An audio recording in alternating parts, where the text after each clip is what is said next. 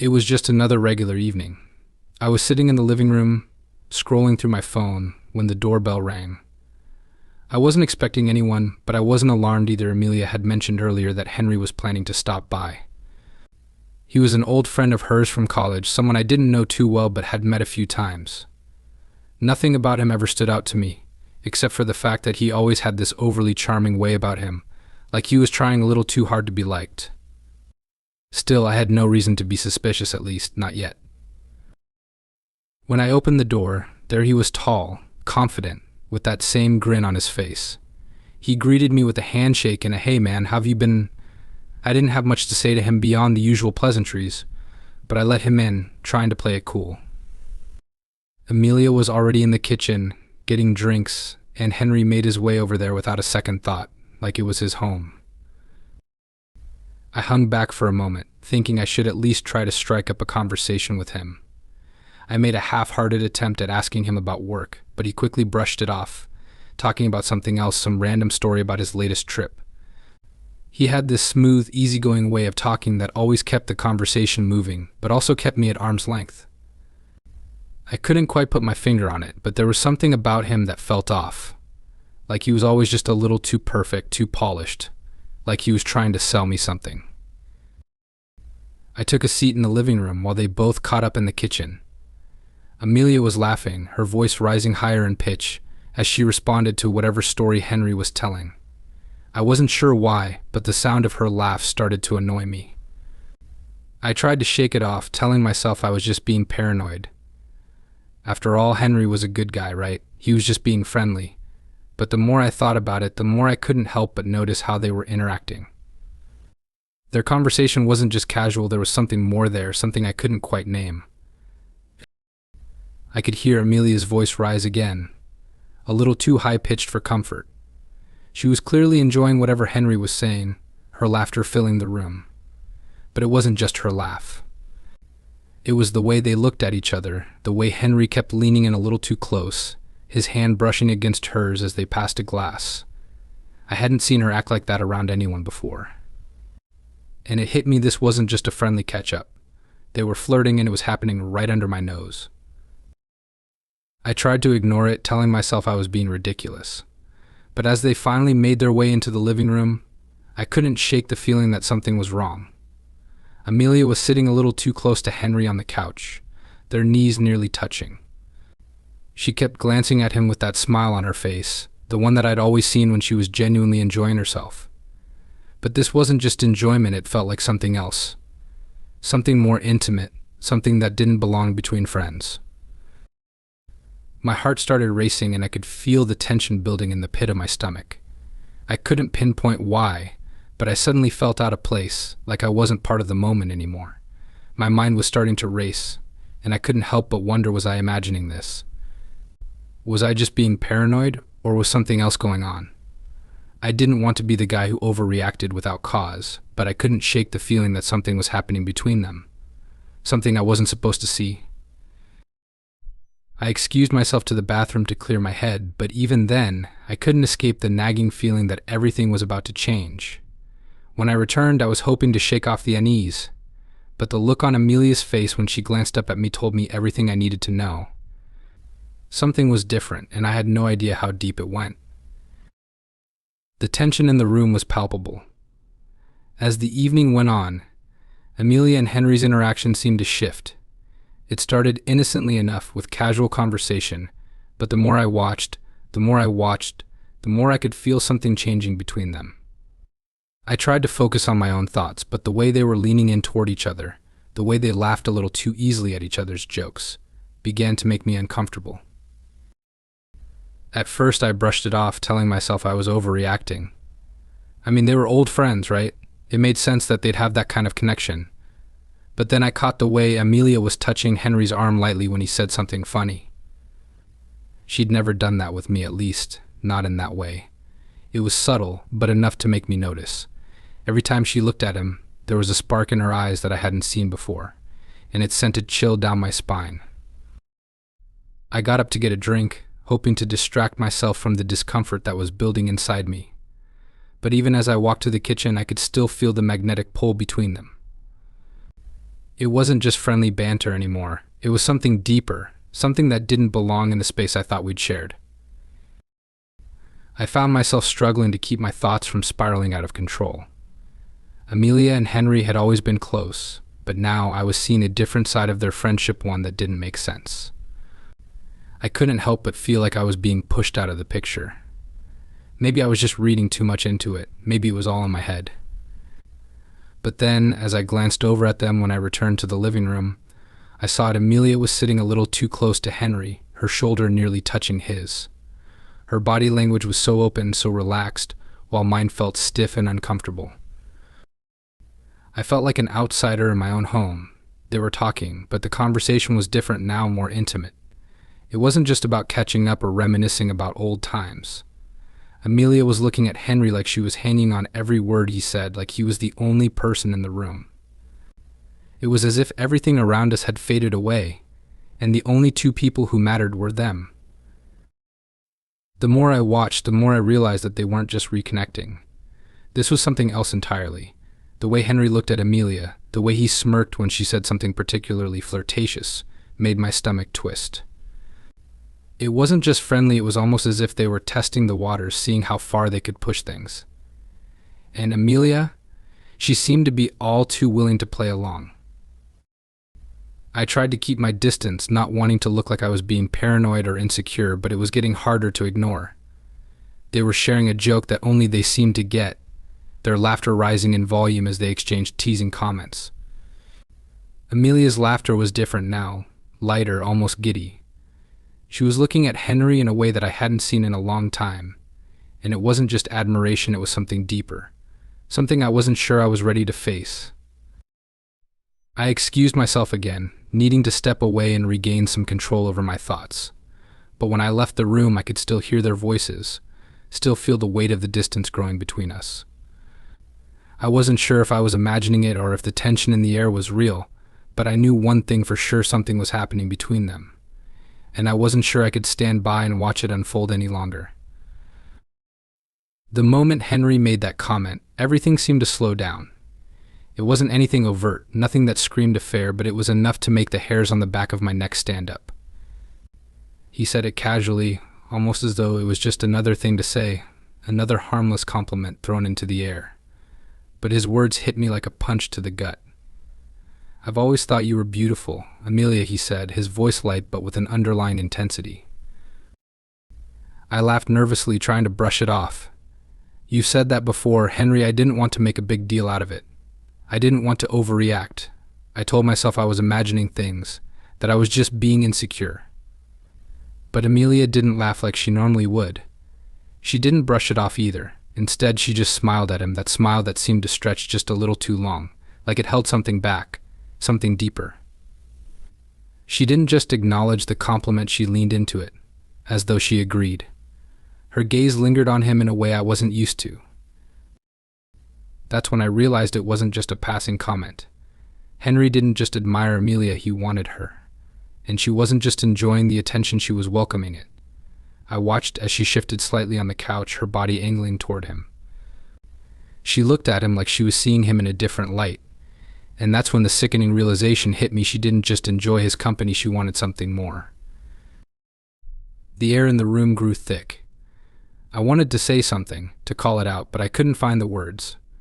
My throat tightened, my heart pounded, and for the first time that night, I felt completely out of place in my own home. They were laughing, exchanging jokes that felt too personal, too intimate. Their words, their glances, it was all too much. It wasn't just a friendly reunion anymore. It was something else, something I wasn't a part of. Then, as if to confirm my worst fears, Amelia leaned in even closer to Henry, brushing her arm against his. She wasn't just sitting there anymore, she was in it, fully engaged in whatever moment they were creating together. I felt a wave of anger rush through me, but I stayed silent, frozen. I didn't want to be the guy who flipped out over nothing, but it was hard to ignore the signs. She was sitting so close to him now, their knees almost touching, and when Henry made some offhand joke about how she hadn't changed a bit since college, she touched his arm in a way that felt too familiar. My mind started to race. I didn't know what to do, what to say. Should I confront them? Should I tell Amelia to cut it out? Or was I just overreacting? But deep down, I knew it wasn't just in my head. Something was shifting between them, something I couldn't stop or control, and it was happening right in front of me. I made an excuse to get up and go to the kitchen, needing a break from the suffocating tension. I stood there for a moment, leaning against the counter, trying to collect myself, but I couldn't escape the feeling that something was wrong. When I walked back into the living room, I caught them again, this time even closer, their conversation low and intimate. It was like I wasn't even there anymore. They didn't even notice me come back in, too caught up in each other. Amelia's voice was softer now, her tone slower, more deliberate as she spoke to Henry. I couldn't hear exactly what they were saying, but I didn't need to. I could see it in their body language. The way Amelia was looking at him, the way her eyes held his for just a little longer than they should have it, was enough to make my blood run cold. I felt like I was losing control, like I was on the outside of something that used to be mine. This wasn't just friendly conversation anymore. This wasn't just two old friends catching up. This was something else entirely. And as I stood there watching them, I realized just how deeply I was being betrayed, how far Amelia had already crossed a line I didn't even know existed. I couldn't sit there anymore. The situation had escalated beyond my ability to ignore it. My heart was pounding, my mind racing, and every fiber of my being wanted to lash out, to say something, to make them feel what I was feeling. But I couldn't. I was paralyzed in place, trapped between anger and confusion. My wife, the woman I trusted more than anyone, was sitting there so comfortably close to Henry, exchanging glances that sent a dagger straight through me.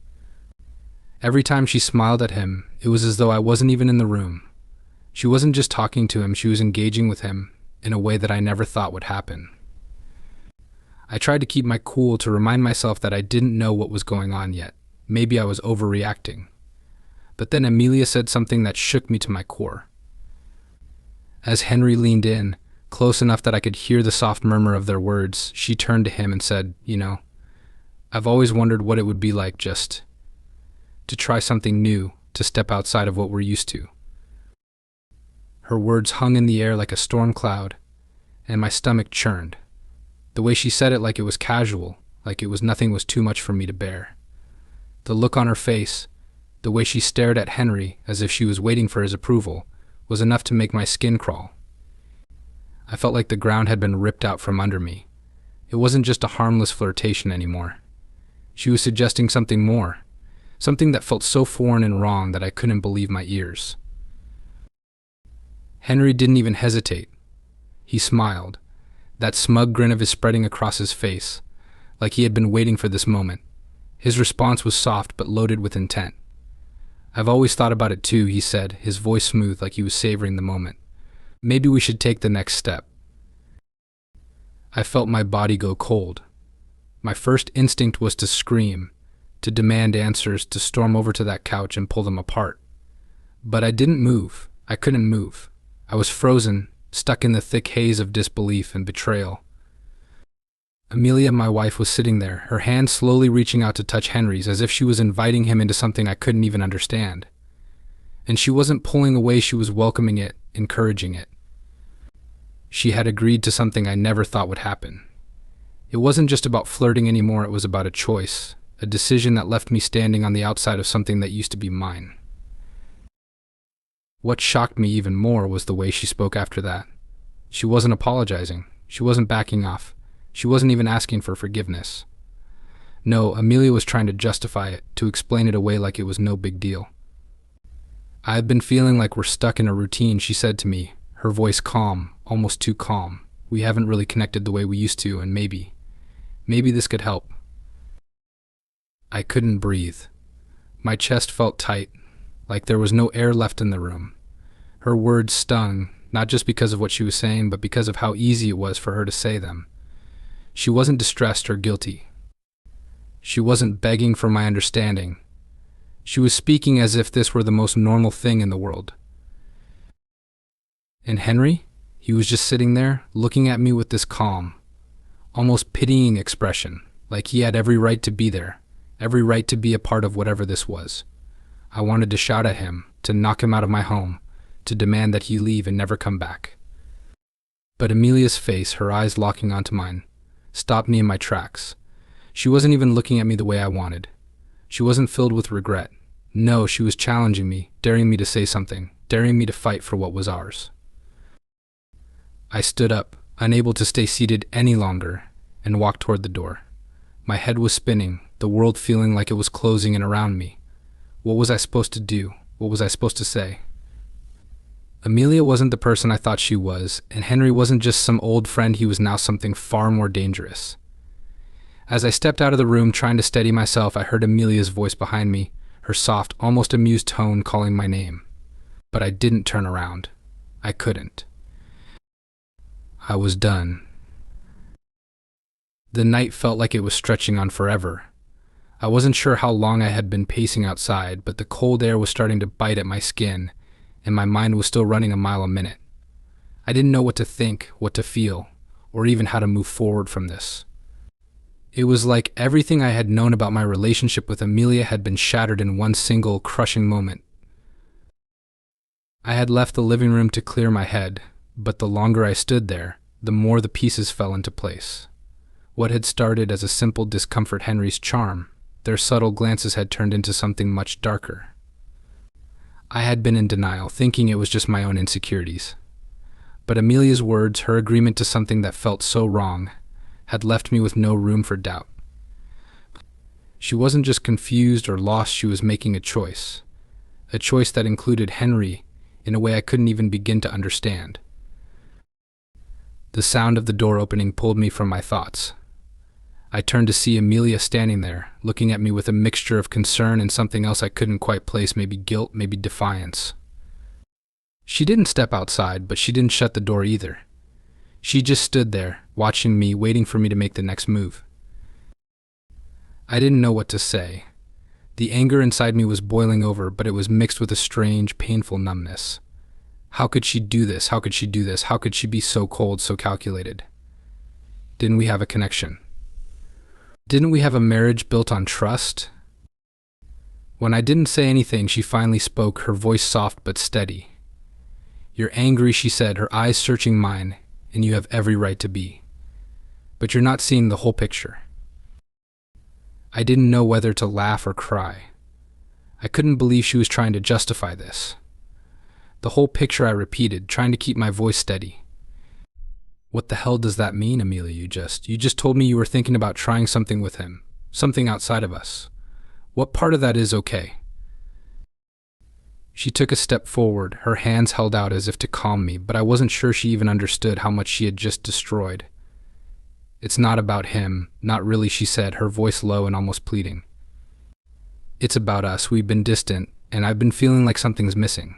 I thought maybe this would bring us closer, bring some spark back into our lives." I stared at her in disbelief. By doing this, by crossing a line that we never even talked about. She swallowed hard, her eyes welling up with tears. But I wasn't sure if they were because she felt sorry or because she felt trapped in her own decision. "I didn't know how to talk to you about it," she admitted. I thought maybe it was just a phase, but the more I thought about it, the more I realized I needed something else. "I never meant to hurt you, but I thought maybe this could help." The words were like a slap to the face. She wasn't just confused, she was actively making choices without thinking about me, about us. This wasn't a mistake. This wasn't a moment of weakness.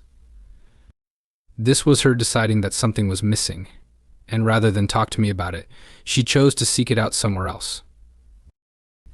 "I can't believe this," I muttered, shaking my head.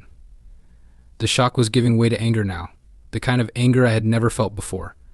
How could she do this? How could she throw away everything we had for some fleeting moment of excitement with Henry?